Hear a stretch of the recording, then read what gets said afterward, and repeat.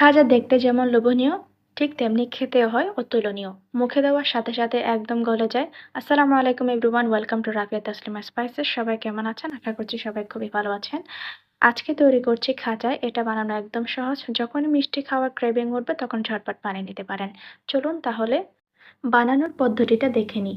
একটা বোলের মধ্যে প্রথমে আটা নিয়ে নিচ্ছি। আপনারা কাপ দিয়ে মেপে নিতে পারেন। আমি আন্দাজ করে 1.5 কাপ আটা নিয়েছি। এরপরে লবণ দিয়ে দিলাম, দিয়ে দিব তেল। দেওয়ার পরে এটা একটু ভালোভাবে মিক্স করে নিব। সমস্ত ইনগ্রেডিয়েন্টসগুলো একটু ঘষে ঘষে মিক্স করে নিব। যখন দেখবেন যে একটা মুঠ পাকালে দলা পেকে আসবে তখন এটা পারফেক্টলি হয়ে যায়। এরপরে পানি দিয়ে এটা পারফেক্ট এবং একটা মসৃণ ডো তৈরি করে নিতে হবে।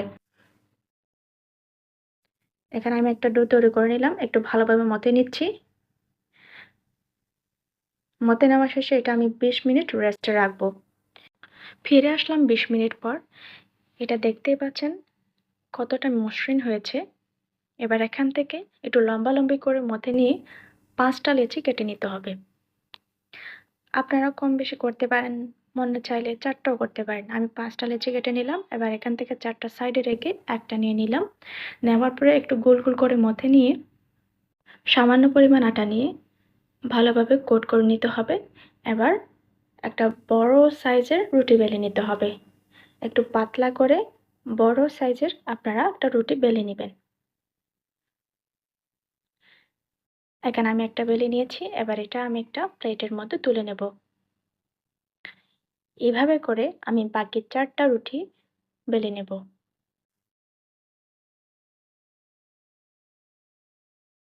সবগুলো বেলে নেওয়া শেষে এবার একটা আমি ছোট পাত্র নিয়ে নিলাম। এখানে কর্নফ্লাওয়ার দিয়ে দিচ্ছি 2 চামচ বড় চামচের। এবার দিয়ে দেব 3 টেবিল চামচ মতো তেল। দেওয়ার শেষে এটাকে একটু মিক্স করে নিয়ে একটা গোলা বানিয়ে নিতে হবে। এবার এটাকে সাইডে রেখে একটা রুটি নিয়ে নিলাম। রুটিটা ভালোভাবে চারিদিক দিয়ে সমানভাবে বিছিয়ে দিয়ে কর্নফ্লাওয়ার মিশ্রণটি আমি একটু পরিমাণে দিয়ে দিলাম। দেওয়ার পরে চারিদিকে আমি এটা ছড়িয়ে দিলাম। দেওয়ার পরে আরেকটা রুটি দিয়েছি। এবার ওই রুটির উপরেও আমি আরেকটু কর্নফ্লাওয়ারের গোলাটা দিয়ে দিচ্ছি। আবার আরেকটা রুটি দিয়ে দিলাম। এভাবে আমি 3টা করে নিলাম।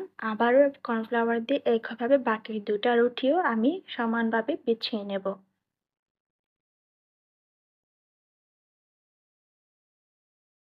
4টা হয়ে গেল। এবার 5টা দিয়ে দিলাম।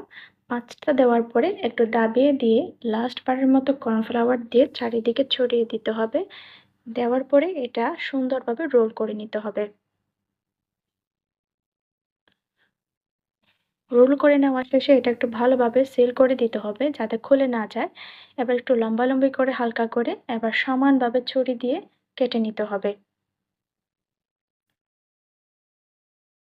আমি ছুরির সাহায্যে সমানভাবে সবগুলো কেটে নিয়ে নিলাম।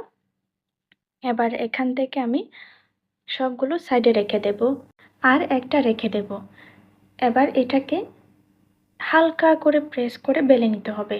2 পাশ দিয়ে লম্বালম্বি আর সাইডে করে হালকা করে প্রেস করে বেলে নিতে হবে। নিয়ে নিলাম। এভাবে সবগুলো আমি করে নেব। এবার এই পর্যায়ে চুলাতে একটা কড়াই বসিয়ে দিয়েছি।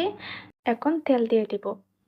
ডুবো তেলে ভাজতে হবে, এজন্য তেলটা একটু বেশি করে দিয়ে দিব। গরম হয়ে আসলে এক একটা দিয়ে ভেজে নিব। আমার 12টা মতো হয়েছে। এখানে আমি প্রথমবারে 6টা মতো দিয়ে উল্টে পাল্টে ভেজে নেব। যখন এটা মুচমুচে হয়ে যাবে, একটা সুন্দর কালার চলে আসবে, তখন এটা তেল থেকে ছাড়িয়ে তুলে নিতে হবে। এভাবে করে বাকি যে 6টা ছিল সেটাও আমি ভেজে নেব। তেলের মধ্যে দেওয়ার পরে সুন্দরভাবে এটা নাড়িয়ে চাড়িয়ে ভালো একটা কালার চলে আসলে তখন তুলে নিতে হবে। এবার এটার জন্য আমি একটা চিনির শিরা তৈরি করে নেব। এজন্য একটা পাতিল বসিয়ে দিলাম। কালো পাতিলের জন্য দুঃখিত। এবার আমি এখানে বড় একটা কাপের মধ্যে আধা কাপ চিনি নিয়ে নিচ্ছি। চিনিটা আমি দিয়ে দিলাম। এরপরে আধা কাপেরও 3 ভাগের 1 ভাগ পানি আমি এখানে দিলাম। দেওয়ার পরে এটা নাড়িয়ে চাড়িয়ে যখন একটা বলক চলে আসবে তখন এটা একটা ধরে দেখবেন যে এটা ছিটছিটে ভাব চলে আসলে তখন এটা নামিয়ে নিতে হবে। 1 তার 2 তার করার দরকার নেই। এটা করার পরে আমি এটা বোলের মধ্যে ট্রান্সফার করে দিচ্ছি। এখানে একটু লাল লাল হয়ে গেছে, পাতিলটা একটু বেশি গরম হয়ে গেছিলো প্রথমে, এই জন্য। এবার এই চিনির শিরার মধ্যে একটা একটা করে দিয়ে আমি তুলে নেব। উল্টে পাল্টে সুন্দর মতো চিনির শিরার মধ্যে কোট করে নিয়ে তারপর তুলে নিব। এবার বাকি আরেকটা দিয়ে দিলাম। এখন এইভাবে করে আমি সবগুলো চিনির শিরার মধ্যে দিয়ে তুলে নিব। তো হয়ে গেল আমার মুচমুচে এবং রসালো খাজা। আমার তো এটা বরাবরের মতোই খুবই ভালো লাগে। আপনারাও ট্রাই করতে ভুলবেন না। এই মিষ্টি আর রসালো স্বাদ নিতে একদম ভুল করবেন না।